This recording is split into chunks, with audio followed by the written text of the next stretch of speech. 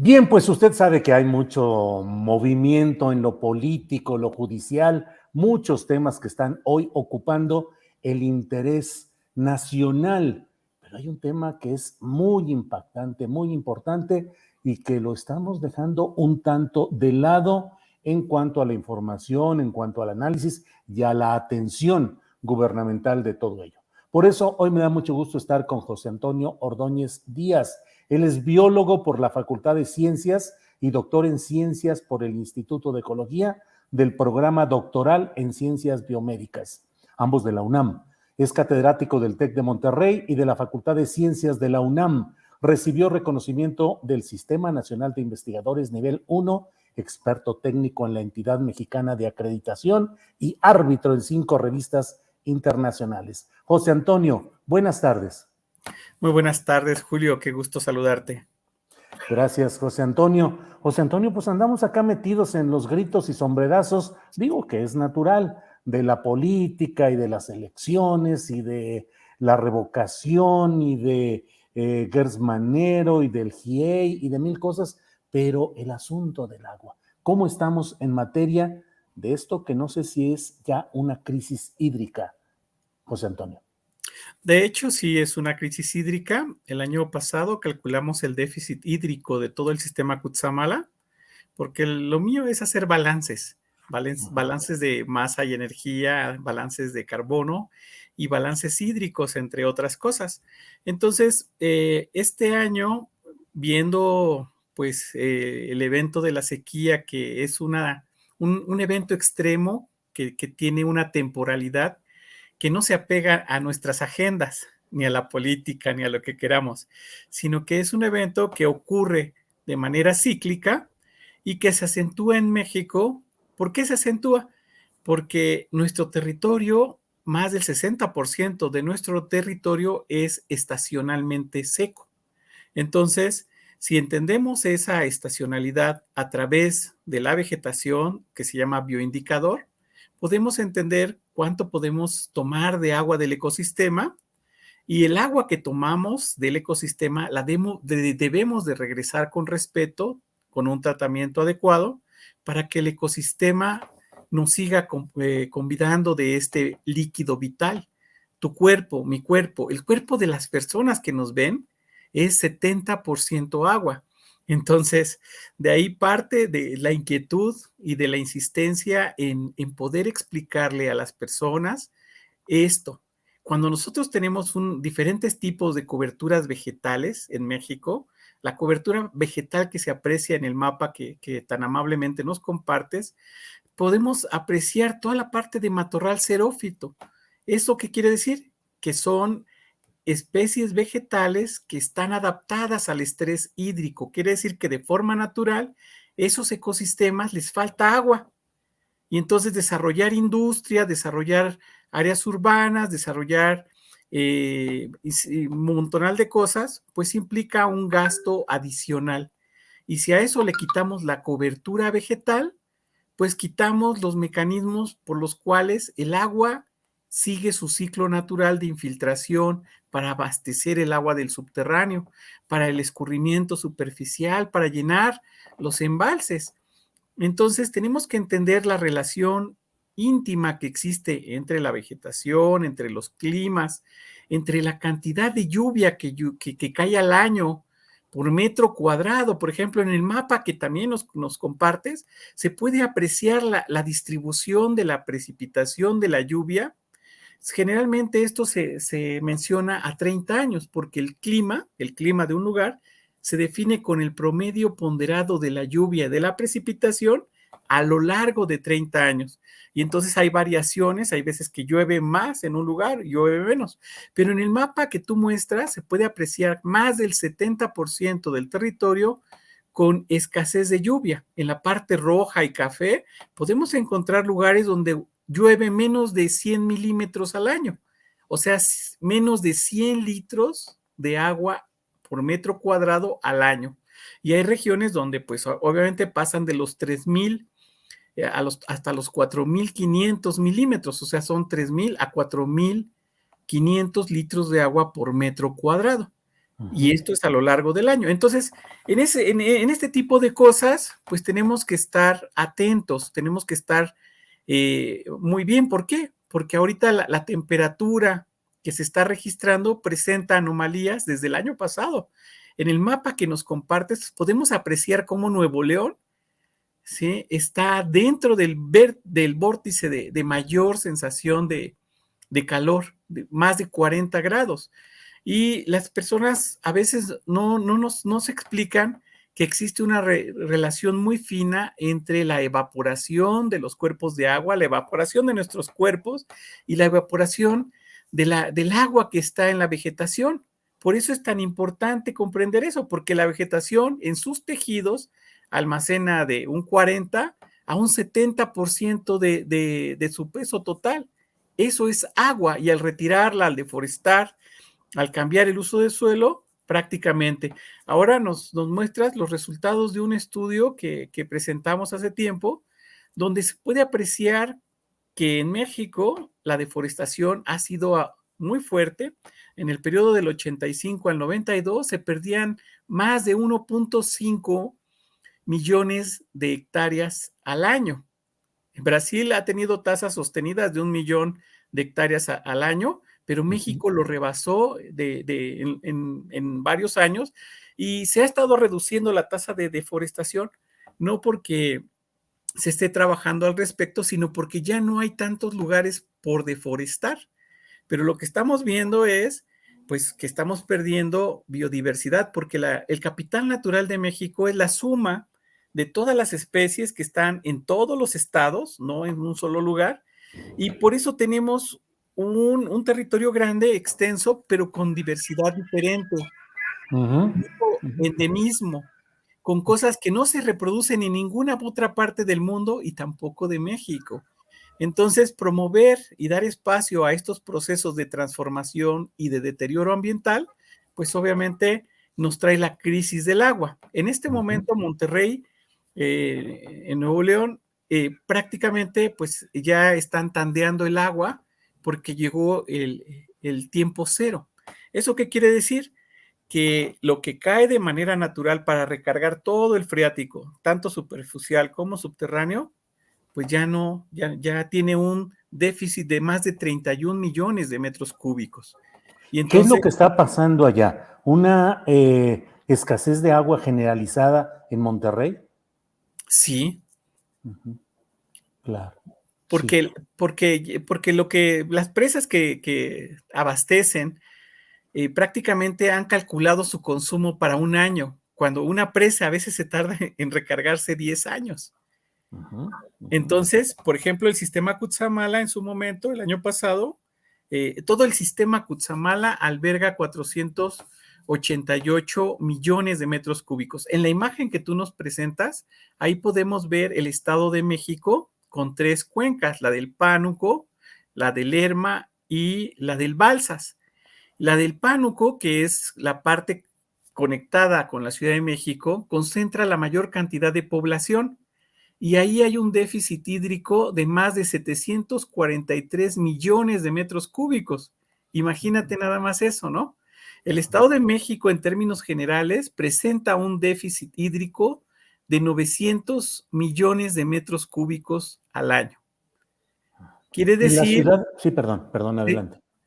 Que la recarga natural que tú puedes ver en la columna que dice ahí, el Pánuco recarga natural 371, el Lerma 455, el Balsa 51, son millones de metros cúbicos al año, pero en la extracción, ahí puedes ver que rompemos completamente el balance. Hay algunos colegas expertos en este tema que te dicen, no, pues hay agua para 30 años, no te preocupes. No, no, o sea, pero es acabar con lo que queda, con la última gota, ¿sí? No, Ujú, no hay ujú. agua para tanto, porque toda esta agua que consumimos, toda esta agua que gastamos, no le damos tratamiento a 1 litro de esa agua. Y el problema, desde chicos, pues hemos consumido agua para bañarnos, para lavar el coche, para tener el piso limpio en casa.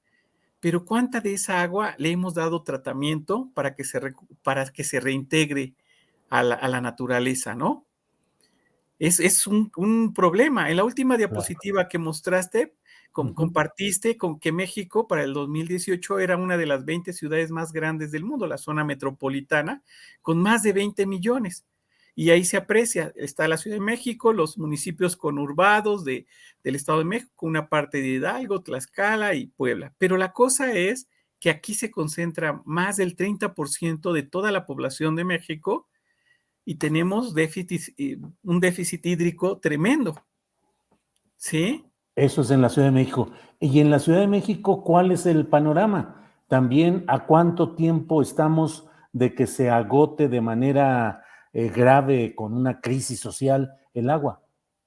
Pues la crisis social se apaga con la telenovela, se Ujú, apaga con un partido de fútbol, se ujú. apaga con diferentes estrategias que ya están más que dominadas y no se da atención. La Ciudad de México tiene problemas muy serios de agua y es momento de que los especialistas sean incorporados en la toma de decisiones. Algo sencillo, pero complicado es lo que tenemos que hacer. Tenemos que restaurar toda la cuenca de la zona conurbada del Valle de México y rehabilitar toda la vegetación que pues está en riesgo, que Ujú, tienen plagas, que estamos deforestando. Por ejemplo, ahí en la imagen que tú nos muestras, podemos ujú. apreciar pues bastantes climas diferentes en el Estado de México y cada lugar tiene una vegetación diferente que cumple una función muy fina. Y hay unas montañas alrededor de la Ciudad de México que prácticamente proveen esos servicios ambientales, pero estamos cambiando el uso de suelo y pasando los bosques a residencias. Estamos pasando los bosques a áreas agrícolas y estamos pasando los pastizales y humedales a zonas residenciales. Entonces, el no tener un panorama completo de este sistema complejo, pues prácticamente nos lleva al deterioro ambiental, que es lo que estamos viviendo, ¿sí? Claro, claro.